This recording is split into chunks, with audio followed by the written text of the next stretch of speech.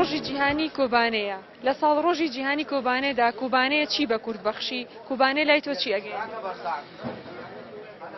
لە ساڕۆژی کۆبانەدا دەڵێم کۆبانەی ڕەمزی بەرخودانە سیمبول و مەدالیای ئازایەتی جارێکتر بە کورد بەخشیەوە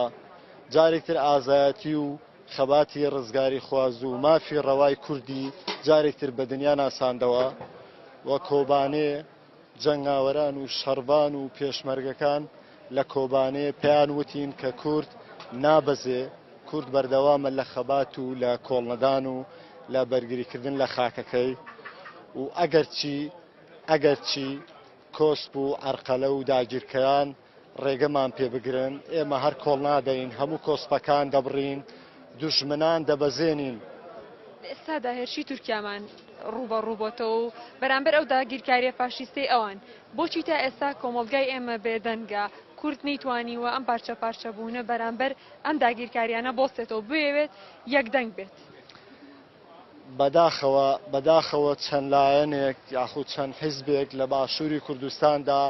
هەڵوێستیان لاوازە یاخود لەبەر مجاملەی وڵاتی تورکیا ناتوانن هەڵوێستێکی ڕوون یاخود پشتگیریەکی ڕاستەقینەی کوردانمان بکەن کوردەکانمان بکەن لە باکووری کوردستان لە ڕۆژاوای کوردستان.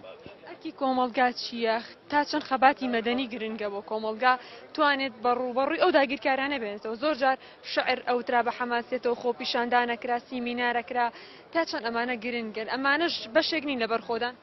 بەڵێ بە دڵنیاییەوە پێویستە ڕۆشنبیران و نووسەر و پێنووس بەدەستان خەڵک وشیار بکەنەوە وشاریەکی نیشتیمانی و هەستی کوردایەتی و نیشتیمان دۆستی و خاکپەروەرێتی بچێن و گۆش بکەن لە دڵ و دەرونی ڕۆڵەکانمان لە دڵ و دەرونی ئەم جیرەی ئێستا پێدەگات.